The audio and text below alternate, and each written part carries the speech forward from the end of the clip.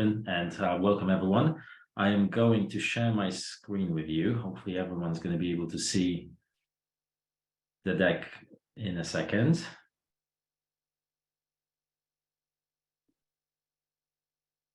Okay, let's get started. Hello and welcome everyone to this webinar entitled Throw Out Your RFP Library. It is cheekily subtitled Welcome to the Future, as for the next hour, we will be looking at some of the technological advances of the past few years that finally found their way into the RFP world. In fact, if you have the terms RFP, proposal, bid, knowledge in your job title, get excited, as this new tech is fantastic and available today. So perhaps a better caption would be Welcome to the Present. This webinar is going to be split into three main parts. In the first one, I will walk you through this presentation. In the next one, we'll see some of the newly learned concepts in a live demo. For the demo, we're going to be using a piece of software called Qandai, which I will introduce to you a bit later. Lastly, we'll conclude this hour with a Q&A section. So hopefully most of you, if not everyone's going to have a chance to ask some questions. Before we move on, I wanted to thank the proposal industry experts and specifically Catherine and Ben for this opportunity to talk to everyone and share some of my experience. I appreciate it a lot. Let's get started. So this presentation is divided into four parts. First, we are going to have a look at the existing content libraries and explore their strengths and weaknesses. We will then look at the technology that powers the new wave of content libraries called natural language processing, or NLP. We'll explore its strengths and weaknesses to answer the question, can NLP help us supercharge content libraries and create the content library of the future? Lastly, we'll look at an example of such content library. So why am I talking to you about natural language processing and technology in general? Well, my name is Marcin Wiatr. I hold an undergraduate degree in English, as well as a master's degree in software engineering from the University of Oxford. This year marks 20 years of my active involvement in designing and writing software, 6 of which I spent gaining experience in regulated industries, specifically in life sciences and fintech.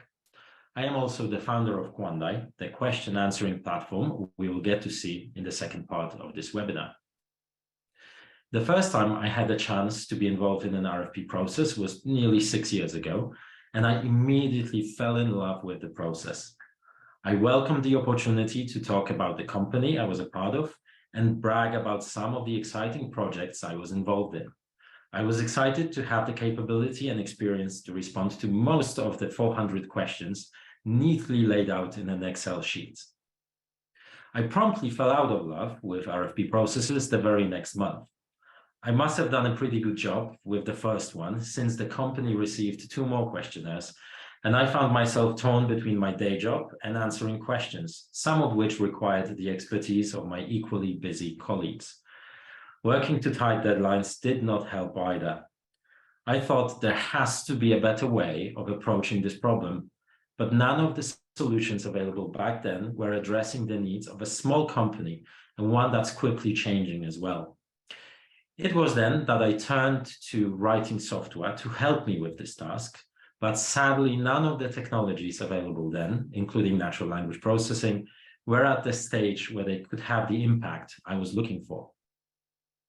I therefore moved on to centralizing all the relevant documents in one place, sharing it with the team, and even created a small library of questions and answers for future RFIs and RFPs.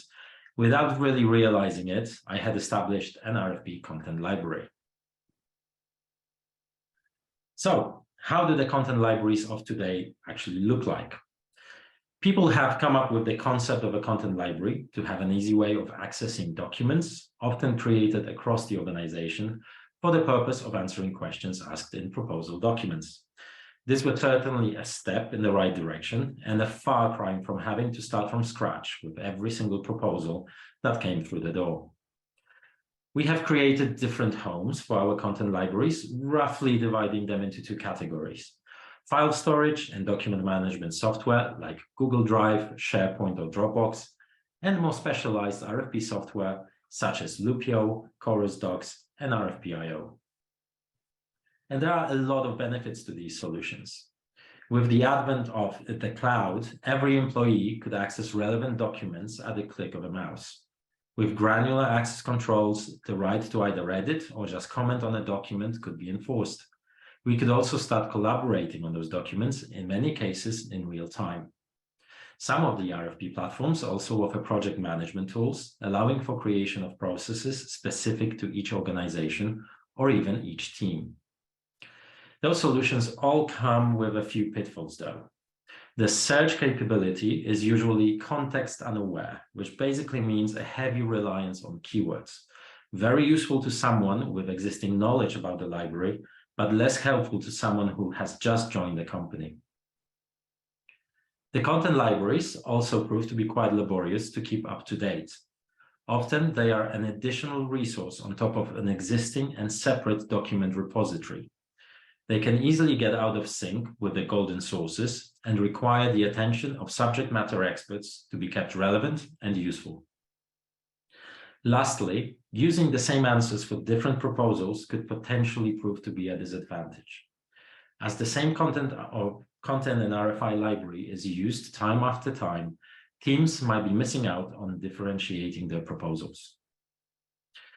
We'll move away from content libraries just for a second to focus on the vital ingredient required to create better content libraries. We'll talk about natural language processing. So what is natural language processing? Essentially, think of it as giving our computers the ability to understand human language, both written and spoken. A couple of years back, when I was first dipping my toes in understanding how NLP was trained, the process was quite similar to teaching my 2-year-old to speak. You give him a lot of examples of what is deemed the correct use of language, and at some point he was able to start picking up new concepts on his own. So learning by example clearly works. So do we know any examples of NLP in the real world? Well, the good news is we already experience NLP users. We have all experienced the squiggly red line prompting us to fix a grammar error, or to correct in Microsoft Word or Google Docs is natural language processing in action. Whenever we're asking Google to translate something between two languages, it is using natural language processing to understand what we mean in one language and return a counterpart text in another one.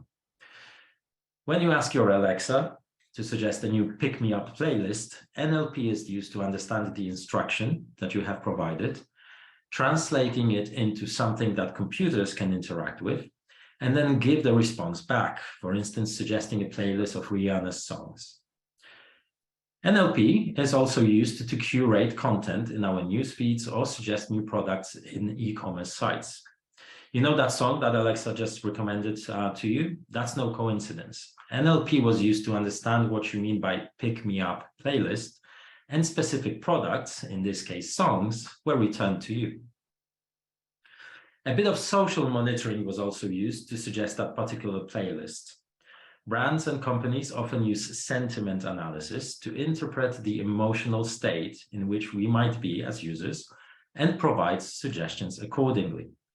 The social monitoring might be used for branding and reputation management, market and competitor research, or gauging customer support effectiveness, for instance, based on the tweets that users post. Lastly, search engines, which are more capable of understanding the user intent and language semantics. Just try and Google Paris Hilton and Hilton Paris, and you will see drastically different results. As we can see, natural language processing can very efficiently and effectively work with human language. It's great at summarizing text, translating text between languages, or even translating human language into code. It can understand spoken words and can respond in voice as well. It is able to categorize and tag content automatically. It can understand whether something has a positive or negative meaning based on sentiment analysis. Lastly, and perhaps for us, most importantly, it can be used to understand questions and then provide answers. So, can natural language processing supercharge existing content libraries? We think absolutely. Let's come back to the previous slide. and look at the 3 properties of natural language processing, particularly useful for answering questions. With content classification, we can ask natural language processing to automatically tag content for us. Imagine being able to find all the security-related documents at the press of a button, even if there is only a paragraph or 2 relevant to the subject in the document. Such classification is based solely on software actually being able to understand the terms we associate with security. We can push it even further and also train NLP to understand the specific language of our organization. As an example, we could tell it to tag documents with the names of active projects run in our organization. Sentiment analysis can be used to answer the yes/no questions, which are so common in proposals and questionnaires. And finally, question answering capability can be leveraged to find answers across many, perhaps even all documents available in your organization. NLP is used to get to the right documents and then scan them for passages which answer any given question. So let's look at natural language processing as a potential way to supercharge content libraries. Since we're leveraging existing documents, there is no need for any additional sources of information to maintain. NLP can even work across different sources. So imagine that your sales team are using Salesforce, your techies are in love with Jira, and your CEO refuses to use anything else than the Notes app. Well, NLP could be used to look for information across all of those sources. Since the context for searching is established, that is, we are trying to answer questions in a questionnaire, the search results will be far more meaningful than by using traditional search boxes. Remember that classification capability? How useful would it be to tell NLP to look only for documents which contain security information that were written within the past 6 months and maybe even written by particular individuals? We've also mentioned the automated categorization and tagging of content and talked about understanding user intent. This is where NLP can be particularly powerful. One aspect we haven't touched on just yet is its generative property. What I mean is that NLP is not only useful in extracting information out of existing documents, it's also able to use the information contained in those documents to generate brand new content. An example of such prompt would be, in less than 2,000 words, describe Project X that we are running in our business, focusing on its security and compliance principles, and use business-friendly language. NLP will then write new content aiming to meet the requirements you laid out in your prompt. If you ever used ChatGPT, then you've already seen generative NLP in action. As with every solution, NLP introduces a few challenges. Sometimes the context can be misunderstood and incorrect information will be returned. This is particularly relevant in solutions that automate the process of responding to questionnaires. So if you're worried that computers are coming here to take your job, maybe not yet. We'll see what the future is going to bring, but computers and NLP are a far cry still from a human brain. Lack of understanding nuance. Humans use language in very colorful ways, and the current generation of natural language processing struggles to understand constructs such as sarcasm. Even me saying using language in colorful ways might not be understood universally within NLP. We need to deal with data bias, so NLP models are only as good as the data they are trained on. And if that data is biased in any way, it can lead to biased results being displayed. With all that being said, let's now take a look how NLP could be implemented in a content library. For that, I want to show you Qandai, an RFP question answering platform, and we're gonna really fly through some of the examples because I do want to spend some time answering questions. But Catherine, before I move on, is there anything that we can answer now? If there be any questions? Yeah, there was a question from Nisa asking, I would like more clarification on the sentiment analysis as a part of yes/no questions. That sounds a lot just like saying yes if it makes you look good. I'm probably misunderstanding it, but that sounds bad. So can you help us understand what sentiment analysis might look like within the RFP context? Absolutely. So let me show you actually an example of something like that. We're going to be looking at something called Hugging Face, a very, very lovely and positive name. And if you ever want to have a play with models and NLP, this gives you a nice and easy way of doing exactly that. Looks a little bit complicated, and you probably see it on your screen, but under natural language processing, we want to use text classification. And then you'll see different models available. Just click on the first one. And on the right-hand side, this is the section you'll be interested in. You get some examples. So this particular model, NLP model that I selected, is trained to answer whether this is a positive or a negative sentence, for instance. So if I'm going to say, I had a horrible experience, and I click compute, you'll see that it's essentially certain that this is a negative connotation or a negative emotion, which is corresponding to what I have just written. Where this can be used in a questionnaire is where you have a question, you have the yes, no checkboxes, and then sometimes you have, provide a little bit more context. NLP can actually scan through the answer and figure out whether this is a yes or a no answer, which basically saves you a few clicks. And if we look at those few clicks across questions, then it really saves you a lot of time. So hopefully that answered that question. But essentially, those models are really good at understanding whether something is positive or negative. They can go deeper, and they can actually try and figure out the exact emotion that the user is feeling or have felt when they were writing a particular passage. But this is less useful in the context of RFPs, certainly more useful to understand your user base. We got a thumbs up, and this is Grammarly is already doing some of this, right? Like it kind of helps you understand the sentiment of what you're, or like the personality of what you're trying to say. Is that this is analogous to that? That's exactly it. That's okay. Exactly it. I think in Grammarly, it's how your audience might feel about what you've just written. Might be happy, this might feel like professional. That's exactly it. It's a slightly different model, but the same principle in play. And real quick on this, there is research that shows that having a positive approach actually helps you win more work, like a positive linguistic approach. So that is 100% useful in the context of proposal management. So I'm really glad that you brought that up, Marcin. No additional questions. So let us soldier on. Okay, perfect. So I'm going to show you a little bit of Qandai. As I said, we're going to sprint through most of it, and I will focus on the content library. But essentially what Qandai allows you to do is answer questions in a questionnaire.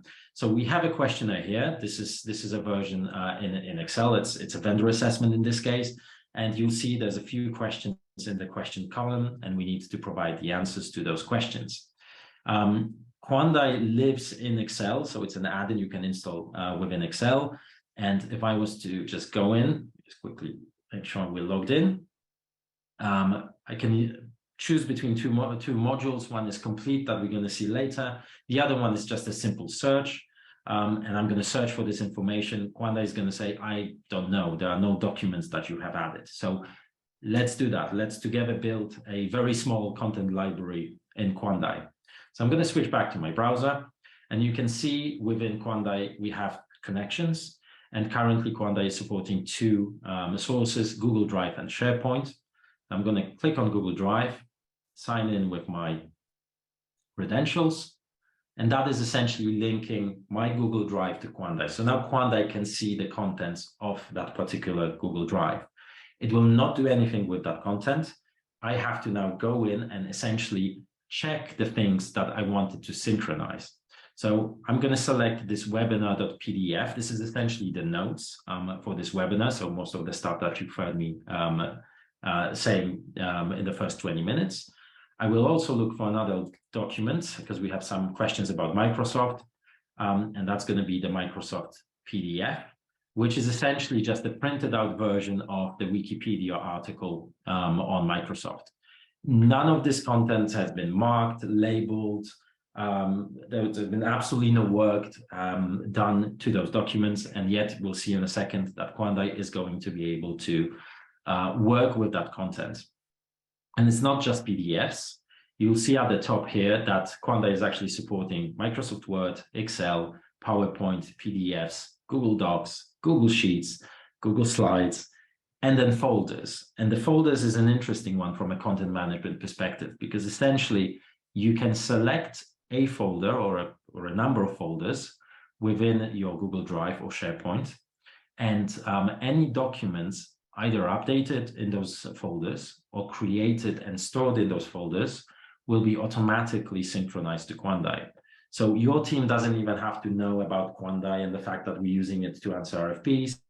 If, let's say, you have a repository of your standard operating procedures, your teams carry on updating them as per usual, but they'll be available to be utilized to answer questions in RFPs almost immediately within Qandai. So we're going to wait maybe a minute or two for it to get synchronized. Qandai will now build the library kind of behind the scenes. So again, nothing for us as content managers to do. And you see that now I've got these two documents synchronized, so I can start asking questions. And I'm going to start by just going to the search module and start asking very simple questions based on our presentation. So let's ask it, what does NLP stand for?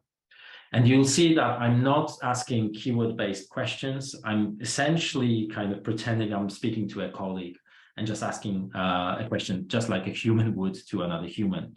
And you'll see that Qandai found information that this is natural language processing actually in two different places, found it in the webinar PDF, which is where I expected it to find it. You can see the accuracy, so how certain the platform is that this is actually the answer that you are looking for, and I can now work with that answer. Let's ask another one, how NLP can be used. So again, I'm expecting some content from that document. So look for information across all of the sources, get to the right documents, to get the right documents again. So it's extracting information out of those documents and providing us those answers here. Shall we do one more? So how natural language processing can be used. And by the way, any synonyms, paraphrases, any kind of richer use of language is supported. And it's not really just Qandai, it is NLP in general. So you might find different tools and different platforms that are doing a similar thing. Everyone's going to do it slightly differently because we get showered with different choices as to what to do with the inputs that we're getting from natural language processing models. But essentially, they're all doing the same thing. So if you have a question about your company's address or where the headquarters are located, natural language processing will understand it's the same question, or asking for the same piece of information, and return you the information from the documents that are relevant.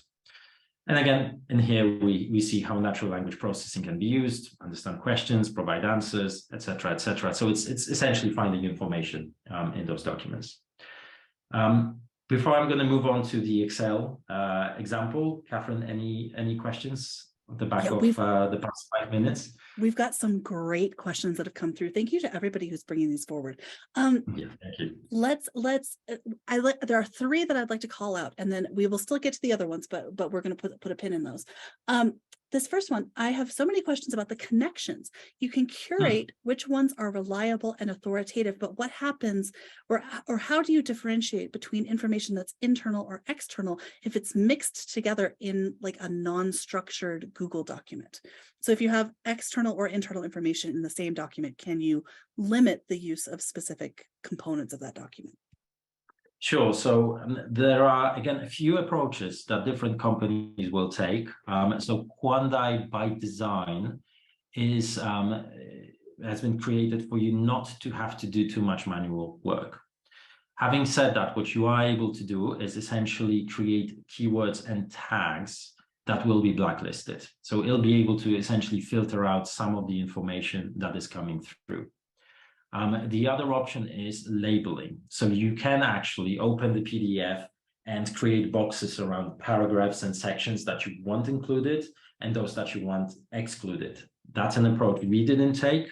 but it's absolutely available and might be an option in other platforms. The third kind of way of thinking about this is NLP, as it stands now, is a utility. It's a tool. It's something that's very useful to us. But at the end of the day, you know your company best. You know the right tone of voice that you want to be using. You potentially know the customer or the company that you're responding to.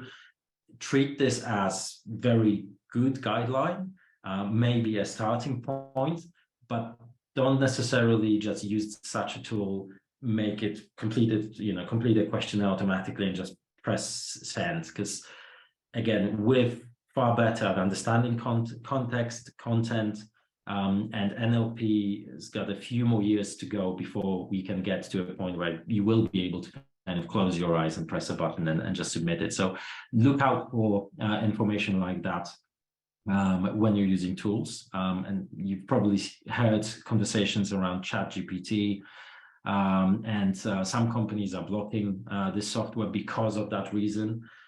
So we can block content, but at the end of the day, humans are still going to be responsible for the content being produced by such platforms. That's really that's excellent that we have some reassurances that we can exclude specific information from the search, and also just another validation. I think we have to make sure we're driving this home at every opportunity through these conversations, is that humans still have to be involved. Like, you need to validate, you need to assess, you need to confirm. Okay. Can you touch a little bit on the IT/web security around accessing documents with confidential information? Suzanne, this is a constant question that we have in this industry because we deal with so much federal and so many confidential sources. Suzanne is thinking about the potential for data or information breaches or leaks. So can you tell us a little bit about how that might affect the use of this software? Absolutely. So it's a great question. It's a serious topic. So first of all, to create connectors for both Google and Microsoft SharePoint, Qandai had to go through a verification process with them. So there is a layer of security guaranteed just by that. And obviously those organizations care about your data, at least to the extent that they are vetting any other external organization that could just plug into your data source. There's the usual things around just securing the platform. So things like security testing, making sure that the data is protected from a kind of software engineering perspective. That is something that I would be asking those questions for sure when if I was to evaluate a platform. But then there's the question about actually having to have access to the content itself. So we definitely needed to kind of initially get a document, and then what Qandai is doing and natural language processing models are doing is essentially kind of deconstructing the documents, trying to get to some words that it can understand. It then breaks it up in different ways, and it ends up with a list of vectors, so essentially just numbers. And those numbers are critical and actually can take this model back to the content or to the answer to a question or to a subject matter that you're looking for. So theoretically, and I'm entering an area that we are testing at Qandai, but we have not concluded yet whether this is going to be feasible. We should be able to request access to your documents, create that database of numbers, and then when you are actually completing a questionnaire, ask you to re-authenticate, run the tool through it, so get the right content, show it to you, and then you can cut the access off again. It doesn't remove the security concerns completely, but it dramatically reduces the time available for any attacker to actually get to your content, almost to the point that it's fairly unlikely that such a breach would happen. But like with any software, there's going to be risk involved, which I'm sure you're very aware of, as most of us are working with regulated industries, and even using Google Drive and SharePoint. There are processes that I'm sure everyone here had to go through to kind of whitelist and be able to work with. It's a really creative way to think about like opening and shutting that gate. So thank you for sharing a little bit behind the scenes and giving folks some reassurance that that's something that's possible, because I know security is so top of mind for us in this industry. We don't want, not only do we not want confidential government stuff leaking out, we certainly don't want business secrets, because that's, I mean, those types of things have been known to happen out there in the world. And so yes, that reassurance is really useful. Okay, the other, Natalia, we will get to your question here in just a moment, but I do want to talk about Kelsey's question here. How does Qandai cope with large databases of documents? Is there any delay in searching? That's a great question as well. So it depends on what you mean by large data sets. The largest one that we have currently is, well, it's 4 digits. I'm not sure if this is large in your organization or your context, but it is quite a lot of documents. How Qandai is coping with it? Well, essentially, when you select different files or folders you want to synchronize, you're free to essentially just shut Qandai down, and it's going to be doing this in the background, and then we'll send you notification when it's done. So the initial kind of synchronization will take a little bit more time. For a few thousand files, it could take even a few hours. But then when you're actually making updates to those documents, or you have new documents coming in, then it's really just focusing on those documents. So those updates should be available in your search within virtually a few minutes from the document being created or updated. Okay. Excellent. We do have one more question that has snuck in that really makes sense here. And again, I do want to really reemphasize to everybody, if we don't get your questions answered during this particular session, we will be creating a thread within the proposal industry experts community, and we will get all of the questions answered there. So please don't worry. We will absolutely make sure that everybody's information gets addressed. Really great question here that I want to take a stab at first, and then I'm going to pass it off to you, Marcin. Is, would this work for RFPs that are more narrative in nature, such as federal solicitation responses and not question answer pairs? And what I want to say is that this is why I personally believe that technology like this is game changing, because how software works today is it forces you into that question and answer model. And as a consequence, it's really preventing us from being able to deliver the storytelling, because let's look at the history of why these were created, right? It's mostly security questionnaires. It's mostly like, let's try to auto-populate this and make it quick and snappy for like quick and easy answers.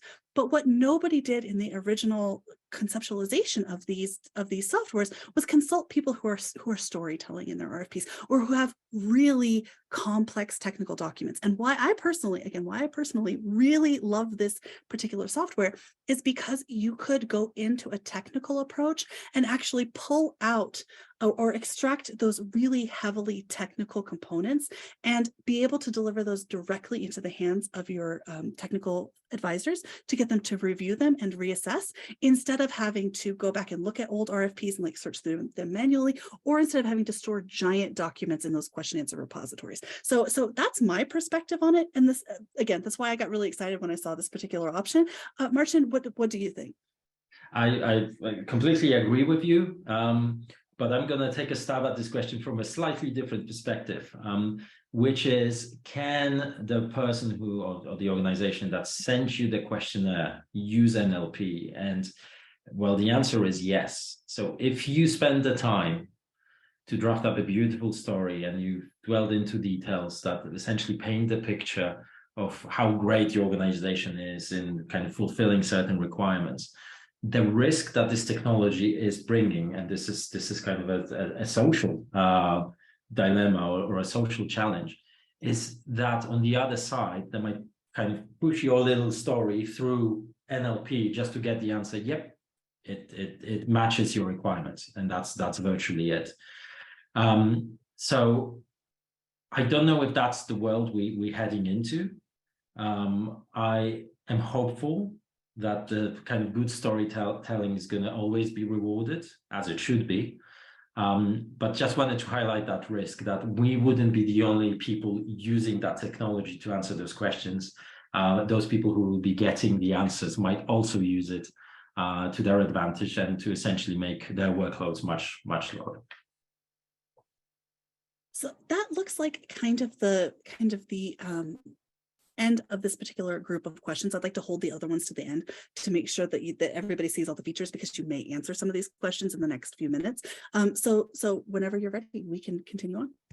Okay, perfect. And thank you everyone for those questions. Absolutely excellent questions. I am going to come back to the Excel sheet because now that we've built a very small library, mind you, we have 2 documents that are powering Qandai at the moment. We are actually able to answer this questionnaire. Now, we could go kind of manually, so I can select a cell, click on the search button, get the answers very similarly to what we were seeing previously, get the answer that I'm interested in by just copying the answer and then pasting it in. But obviously that's, again, manual labor that we want to avoid. So the other module might be of more interest to you all, which is the complete module. And that module will do exactly what I've just done, but automatically based on some configuration. So what it's asking me to do now is essentially just select the cells with the questions and the answers. And then it'll give me the option to run Qandai autocomplete. If I run it now, I would still be asked every single time if this is the right answer. I don't want this to happen, so I'm going to say autocomplete those answers for me as soon as the accuracy is, let's say, 50. So it's on a scale between 0 and 100. And I'm going to click this Run Qandai Complete, and you can see it's looking for the answer for this first question, found it, and it's just going to carry on going through those questions and answering them for us. Again, important part, human is still in charge and responsible for those answers. And whenever Qandai is not quite sure, it's going to essentially pause. And for the question, where are your biggest shops located? Well, it found a few answers, but it's not quite sure which one is the right one. Let's say it's the Sydney Pitt Street Mall. We can use that answer. And now it's done. Now, it's important to know that those models, the NLP models that are powering what we just saw on the screen, they continuously learn. So just by the fact that I selected Sydney's Pitt Street Mall, I've now pinged back that information to Qandai, which will update that library. And the next time it's going to figure out there's a question about the biggest shops, it's going to now promote that question. It's a little bit more certain that this is the answer that we're after. So think of NLP as a technology, as something that is continuously learning. You might have seen this with your, say, iPhones and some Android phones. Like the initial voice recognition is, kind of a hit and miss, but it quickly gets better. It's because it is learning. It's learning your voice. It's learning your pronunciation. And very soon, it's basically hitting most of the keywords and most of the phrases that you're uttering to it. So hopefully that helps. I wanted to show one more thing. This is outside of Qandai. We're going to come back to this Hugging Face service, because I did mention in the presentation that NLP can be used to essentially tag content. And this is relevant in the context of maintaining a healthy content library. So we have another example here. What I'm going to do is I'm going to just add a few tags. So these are all the tags available that I've decided to use. And then I essentially just copied terms and conditions for the website. So, your kind of usual kind of legal text, really. And I'm asking now NLP to give me the confidence for every single tag that we have here. So technology, cars, compliance, marketing, business, legal, and cooking. And just tag it for me. So when I'm going to click the compute button, NLP is now going through the text and trying to kind of figure out which tags are more appropriate and more relevant to the content that I've just pasted. And that content can obviously be a document rather than just text. And you can see the answers here. So similarly to Qandai, it's giving you its kind of accuracy score, or how confident it is that it is the right one. So for something that is a terms and conditions text, marking it as compliance, legal, and business, perfect. Qandai is a technology company, perfect. Marketing, got a fairly low score. And then cooking and cars, obviously, they were completely incorrect. And you can see they're at the end of the list. So this is kind of that sort of feature of NLP in action. And again, I might share those links just to a few models, Catherine, that might be useful to the community, just to have a play with this, because you can literally paste any text in here. Be mindful of what you're pasting, of course, but you can just have a play with it yourself. And then when you're interacting with software that's using NLP, be it Qandai or something else, you have a better idea as to what might be happening behind the scenes. I can see immediate use for this particular website as you're trying to understand and organize your documents. Like, I didn't even think about the idea of asking the computer to tag my documents for me. This is amazing that every time, just so you know, every time Marcin and I get on a conversation together, I feel like I'm watching actual magic happen. Like, this doesn't seem like it's actually a real thing that can exist, but how exciting that even today, if we're wanting to figure out how to organize our information, the computer can tell us what topics we're talking about. This is particularly useful in those large narrative documents where we don't really necessarily have the ability or like the technical expertise to understand exactly what we're talking about. Oh, spectacular. Thank you so much for sharing this website with us. Very welcome. You're very welcome. I'm spending quite some time on it as well, because, you know, as everyone these days, you know, NLP is such a fast moving phenomenon that I'm learning, like on a daily basis. I'm kind of hearing about new models and the new capabilities, and I'm comparing them to the existing ones. And oh man, it is exciting. It is exciting, and it is fun to play with, like, you know, with some practical uses like we got to see here. Yeah, we are very much, and we've been talking about this in Pi and, just kind of in general as an industry, that it feels like we're very much at this inflection point. And you were saying that earlier in our conversation that you're seeing updates within the past 4 months that are changing the game on how NLP is working in your own practice and elsewhere. And we'll get to the rest of the questions here just momentarily. But can you tell us a little bit more about that, like what you're observing or what you're excited about? Oh, absolutely. I mean, there is a lot to pick from. Automating the most mundane tasks is probably the top of my list. I've, in my career, used to work for agencies, sometimes as a freelancer, and I absolutely dreaded the fact that I had to complete timesheets. I would much prefer actually write software or design software. And there is a way of doing it now, just by understanding the project that I'm working on, and then the time I'm spending, in particular, even Windows within my operating system. So there's a lot that can be done in customer service. Obviously, you know, those teams are being asked the same questions in different ways, so it's the same challenge that we're seeing with RFPs and RFIs. So that potentially could be automated. And the coding part is an interesting one. So being a programmer, obviously the fact that I can now kind of describe the software I would like written up, and then software like ChatGPT actually can produce fairly decent code. It's not perfect, but it's a strong starting point. Yeah. It's mesmerizing, and in a way a little bit scary, because we don't quite know where we're going to go with that. Whether I'm going to have to find a new job very soon, or again, the human's going to be an important component to all of it, because we can't effectively automate everything. Natural language processing maybe less so, but similar technologies are used in creating visuals or creating music. Actually, on the slides where you saw those kind of weird imagery, that was created by eDALI 2.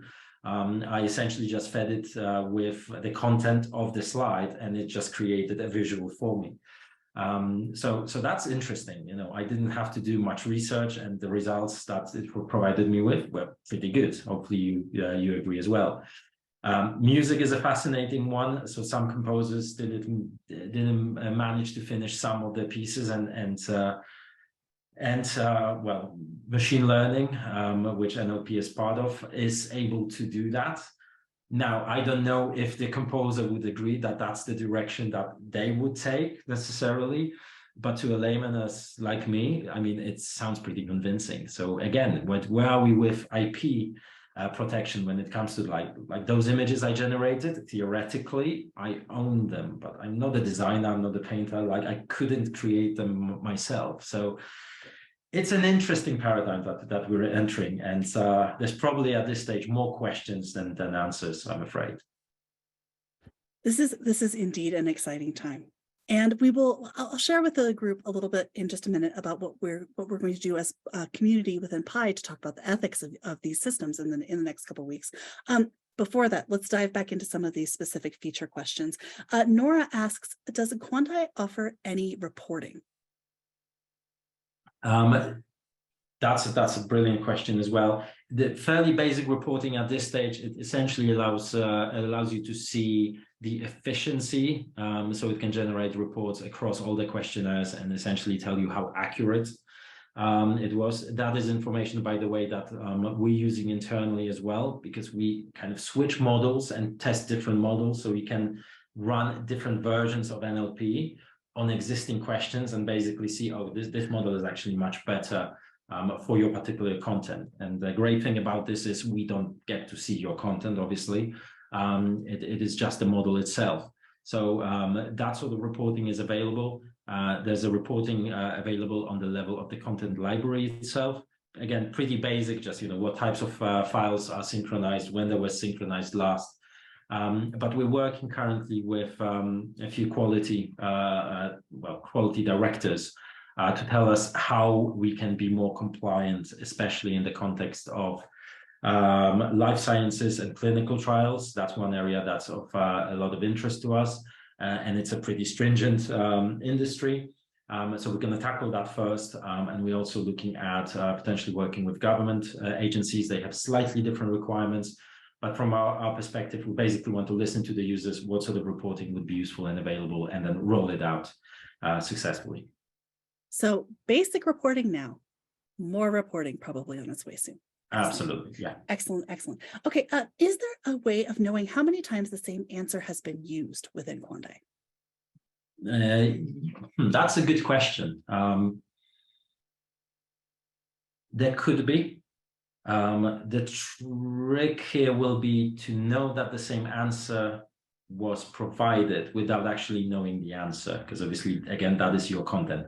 But it would be possible. It is not at the moment, but technically, absolutely possible. That's typically a useful a useful metric to understand, because then you can see it's useful for product marketing reporting, right? Like to figure out, oh my goodness, I put myself on mute and it just expired like 5 minutes ago. My apologies. Yeah, it's a useful metric to understand what the market is demanding from your product. And so if you're answering the same question with some frequency, then you can say, well, folks in the industry are asking this same question. So yeah, I think that's probably why that person was asking. Okay, what's the time frame for adding box? Based on demand, I would say. So if you're happy to kind of jump on board and test Qandai, then that's going to be accelerated. Full transparency, we had very few requests for box at present. There is more interest in Dropbox and also web resources. So essentially just plugging Qandai into a website, might be a marketing website or a corporate website, and then essentially scraping the websites to get the content of that source. But yeah, it's all driven by demand. We're trying to address the needs of as many of our customers as possible. Absolutely fair. Thank you very much for that. Okay, we've got a couple more here, and I think we've got enough time to get through this, and then we'll talk a little bit about what's coming with Pi. Nisa asks, when you create connections, can you differentiate between what kind of content you're getting from a specific resource? Like, could I tag content from Google Drive as this is authoritative stuff about my company, but Salesforce records as here's what we know about the current customer, reference the notes from our last meeting? So can you stratify it in this way? Yes, you can. So this is where tagging is going to be very useful. So you can tag content as, authoritative, for instance. And then where Qandai is doing its searches, you will be able to restrict the tags that it's going to be looking in. So if you have a series of questions, which that particular data set will respond to best, you will just say, just look for the authoritative documents and Qandai is going to then kind of focus on that set of documents and try and find answers there. What really excites me about this system is I imagine myself being back in like 2014 during one of my very first marketing coordinator jobs. And what I had to do was build out these file structures and like organize everybody's resumes and put, previous RFPs that we've been doing, how many years it had been. Like I had to go through and do this massive library revamp because we did everything manually. And what I imagine is that there's probably a lot of people out there who are already doing that activity and maintaining, saying like, okay, we know this is the most current stuff. And I think that this software just really complements those existing processes and makes them a lot faster. So if you're already doing a good job of saying like, yes, this is acceptable content, then you don't have to extract, you don't have to replace, you don't have to close the loop or do whatever, like, recommit the information back into the library. All you've got to do is just like move the old file to old and put the new file in new, and now all of a sudden that's where I think this process management really helps. And I think that question kind of ties into that operational model. Okay, a couple really quick questions here. Nora asks about specific to the sentiment analysis, like returning to that topic. Can the sentiment analysis models be trained to detect negative language and then suggest positive alternatives? Yes, it can. Absolutely. Grammarly was actually testing a similar feature. I'm not sure if it ever reached kind of public availability. But yes, because NLP understands language, if we're going to tell it, I've got this sentence, make it sound more hopeful or make it sound happy, then it'll be able to do this for you. I believe that if you try and try this example in ChatGPT, because that's a model that is able to do that. So you should get the results straight away. But yes, is the short answer. Absolutely. Yeah, I've used ChatGPT and said, "Hey, make this sound more friendly, make this sound more professional." And we could go for a million years on ChatGPT. Okay, last question. This is a small technical question. Looks like your documents or your system here is Excel based. Will you ever integrate with Google Sheets? Yes, so we also have a Chrome add-on. So essentially you can use Qandai on any website as long as you're using Chrome browser. Google Sheets and Google Docs integration is on the roadmap for the next few months. And we also already have a Word, so Microsoft Word add-in. So if you have questions in Microsoft Word, then that's available as well. Excellent. So just really covering all our bases there. Spectacular. Oh, Absolutely. and Mary is curious, what's the license model for Qandai? Do you pay per seat? Like how do you pay for this? Sure. So Qandai is still in kind of fairly early days. So we've just run an early adopter program. And we have a number of licenses, which will be essentially a flat fee, which is relatively low, certainly in the industry. As currently our focus is to get users on board and essentially just make sure they're successful. Because as I mentioned a few times answering some of the questions, we want to understand the use cases better and build better software for you as our users. So kind of in exchange for that knowledge, we're keeping pricing very simple. So it's not per seat, it's not per question, it's literally a flat fee. And then you can go to town on Qandai. Love it. That makes it so much simpler to understand what's going on. Spectacular. Okay. In our last few minutes here, how do folks get a hold of you? And of course, we'll send out information on this as well in your recording email. So if you don't remember, please don't worry. We'll be able to get you in touch with Marcin, but tell us how we find you. Absolutely. So Qandai.com is the website. You can book a demo with me and you can get in touch with me. My email address is my first name, Marcin, @Qandai.com. And I'm available on LinkedIn as well. So just connect with me, and I'm looking forward to conversations either around Qandai or the technology itself. I love to talk shop, so very happy to discuss NLP or machine learning or anything else really, and just connect with people from the industry. Wonderful. I've personally benefited so much from the conversations that I've had with Marcin over the last year or so. Year or two, it's been a minute that we've been talking. So always, yes, it's delightful. We always learn so much from from the tech experts and folks that are coming on to share what the future of all this is. Now, if you're interested